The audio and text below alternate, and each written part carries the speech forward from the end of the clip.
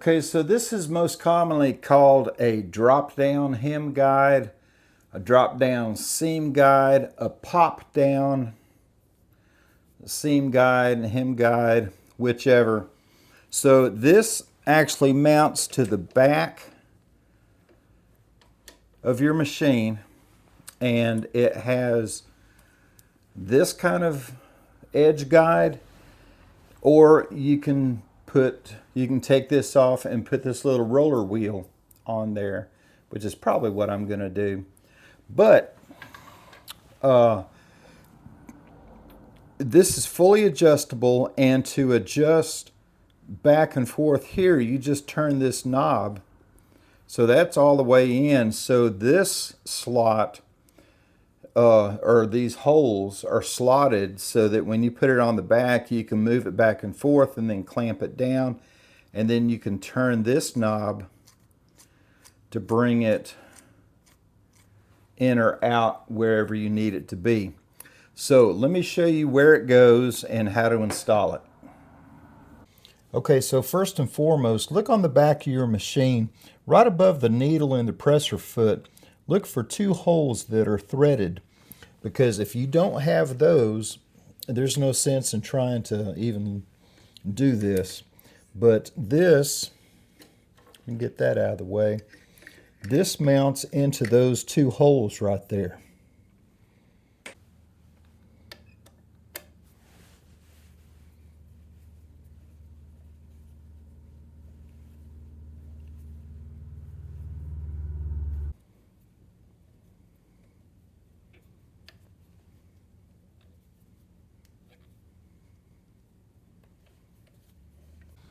Okay, so your kit will come with all the bolts that you need, and you see I've mounted it as far this way as I can because this part here is adjustable, and when you're not needing this, you just flip it up.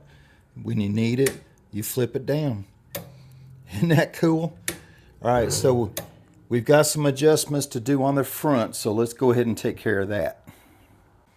Okay, so after you've got this installed on the back of your machine, the next thing that you want to do is you want to come up here and you just want to loosen up that little jam nut right there. Just loosen that up, and then you're going to take the Allen wrench that's included in your kit and you're going to put it in the end of that, and you're just going to turn it. Now what this does is it limits how far down this comes to your needle plate. So you see right now that's probably about 1/8 of an inch. So I'm going to back this out some because I want it to come just a little bit closer. I don't really want it sitting on the needle plate, but I don't want the possibility of fabric getting in between the needle plate and your guide. So I'm liking that right there. So then you're going to take a 10mm wrench, and then you're going to re-tighten down this jam nut so that it doesn't move. Now every time you lift it up or you bring it down, it's going to be right at the same height. All right, so now this is adjustable. I'm going to turn this just a little bit. So you can tighten this and lock it down, but you would turn this knob right here to adjust this back and forth to get your seam allowance that you're looking for. Okay, well there you go. A very simple install, and when I don't need it and I want to use my binding attachment, I can just flip that up and I can move this back over here to where that is, and it will have my binder on there and I'll be binding. When I'm not binding, I can pull this up, Move that over to the side, flip that down, and sew something. So let's give it a quick test. I'm just going to fold this over right here.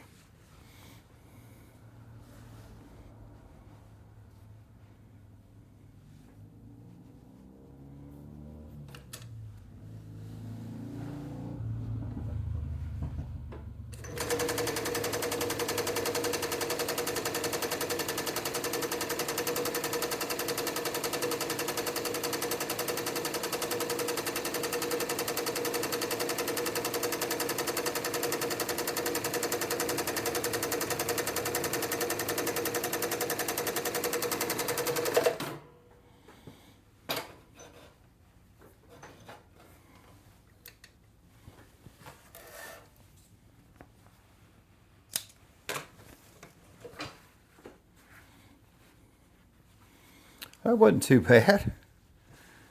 There you go. See that? I'm not,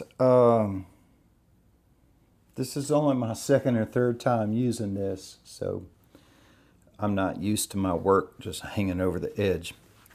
But anyway, so I'm going to leave a link in the description where I got this. I got it on Amazon. It was about $37. But again, I'm going to leave a link to the one that fits my machine. You need to do your research and make sure that the one you get is for your machine. And double check before you order it. Make sure you've got those two holes that are threaded on the back of the machine right above the needle. Anyway, hope that helped you out. Have a great week.